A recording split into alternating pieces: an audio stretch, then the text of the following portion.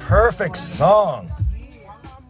Hey, if you know this song, put it down in the chat. Killing Me Softly. Haha. Can you name the group? I won't mention the group. Perfect song for today. Good morning to you. Happy Thursday. Did you know that exercise can break up families? That's what we're going to talk about this morning. It's the truth. I've seen it.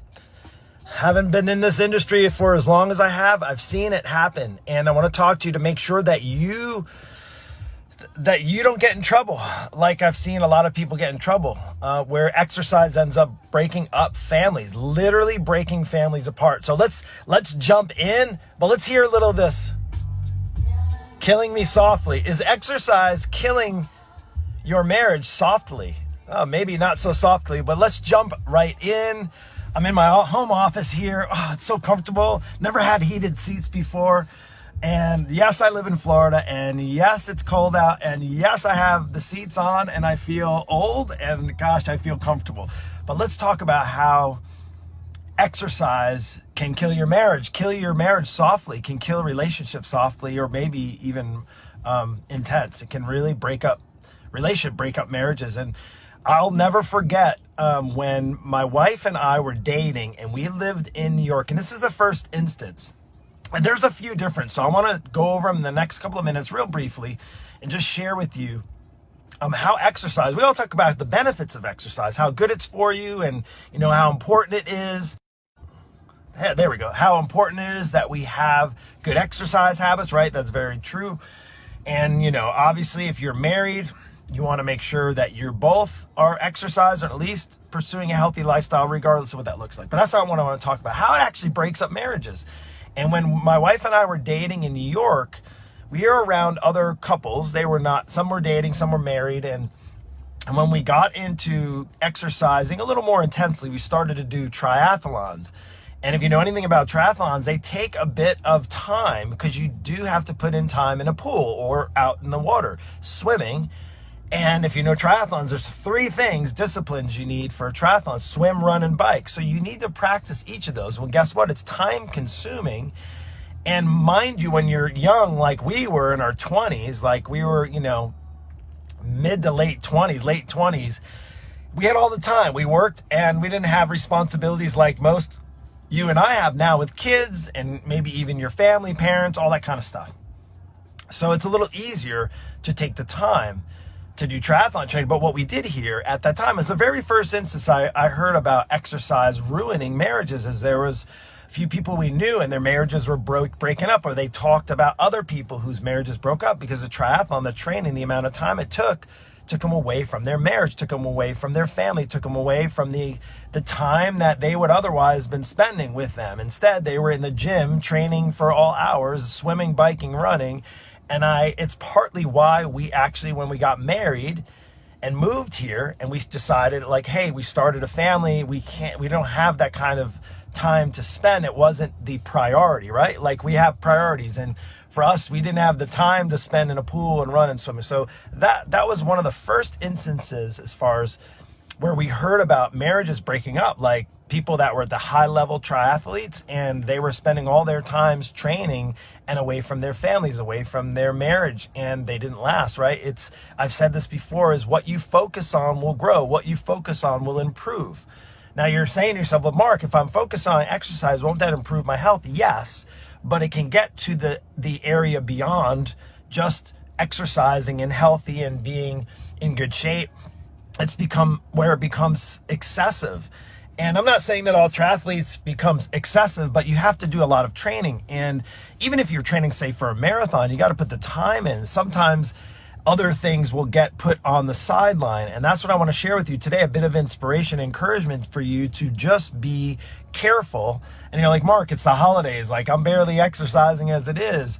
But I also know here's the next thing that I've seen where two people, when they first get married, like when my wife and I were 30 years old when we got married, and we were both fairly active, right? And fortunately for us, it is, part of the profession, and my wife as well, married into a family whose husband does this as a professional career, right? So it's a little more, I would say, not easier, but I had to do it. Basically, I had to do the exercise as part of my business. But the point is that it was something we were able to pursue, and we've been able to do that, fortunately. But I know that's not the case with everyone, and that's what I want to point out, because I often get people who need the help. They need to have a coach in their corner. They have the guidance as a 40 or 50-year-old, and they're married, and the spouses are seeing different eye to eye.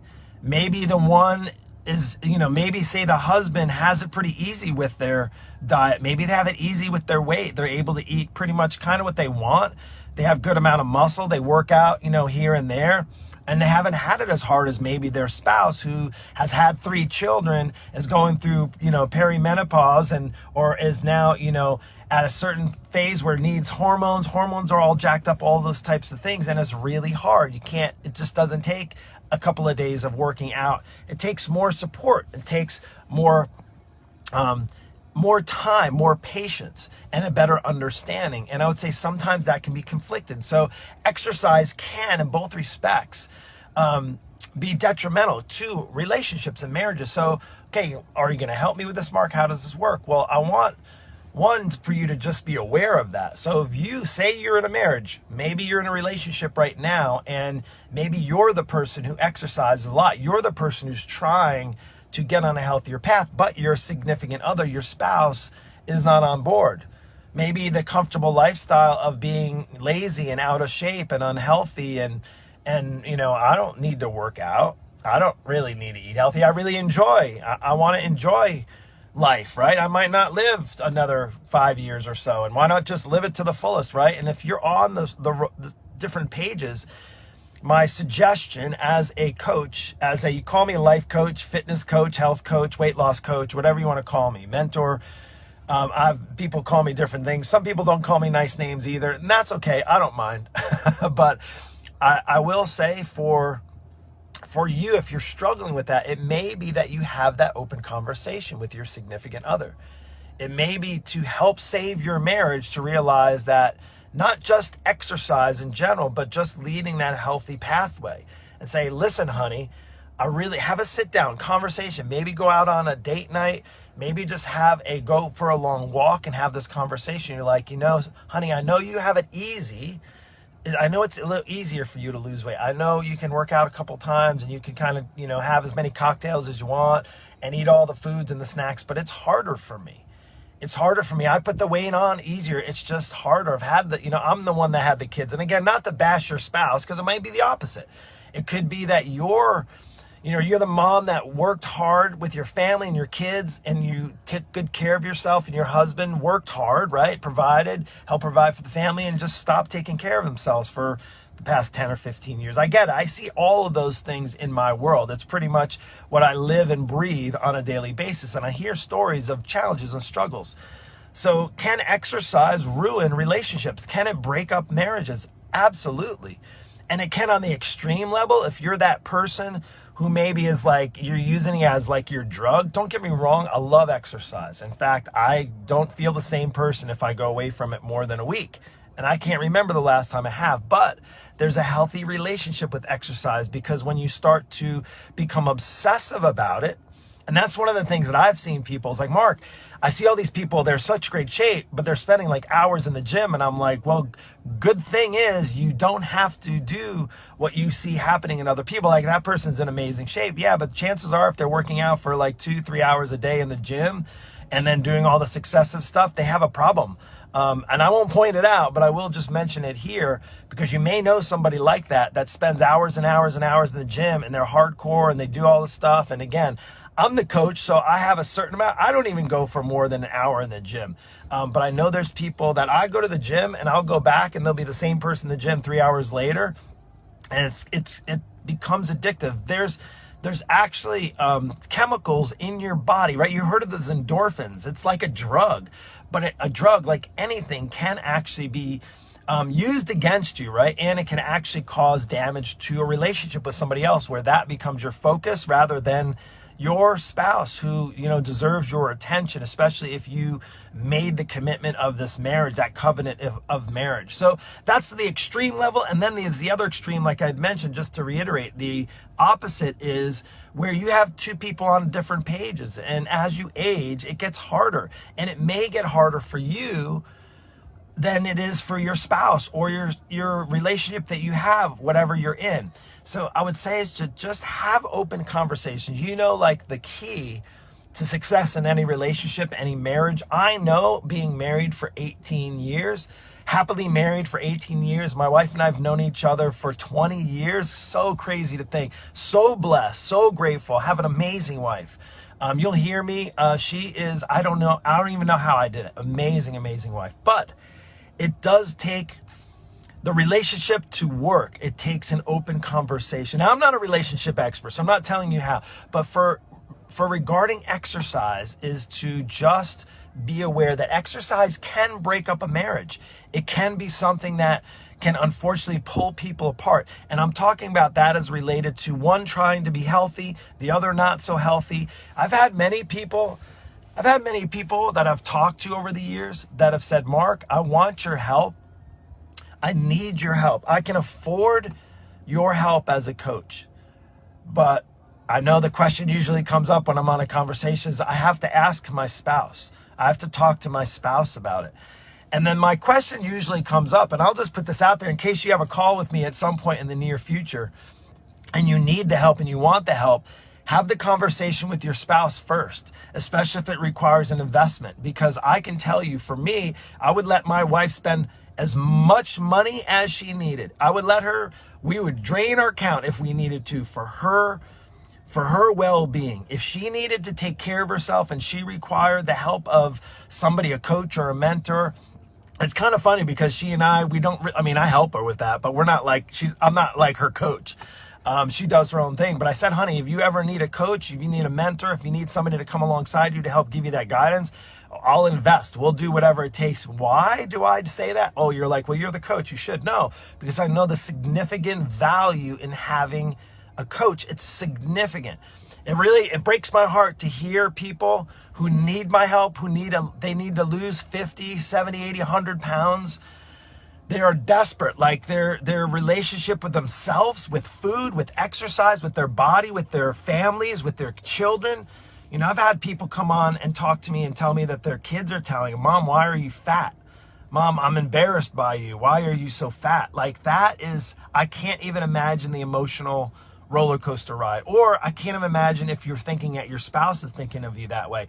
Then when it comes to needing to invest, to make an investment in yourself, and to have a coach come alongside of you to help give you that support that you need to start changing the habits.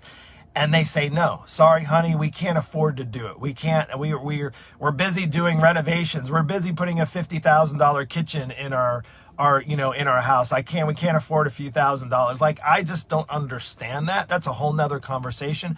But I do know that when those conversations, that could potentially put some space between you and your spouse. And I say that not to say that everybody needs to come and work with me, but I would say is if your spouse needs help, why would you not want to invest in the health of your spouse? Is that more important than a new kitchen? Is that more important than a nice fancy car? Is that more important than a gift of a watch for Christmas? Is that more important than going on a vacation with your family?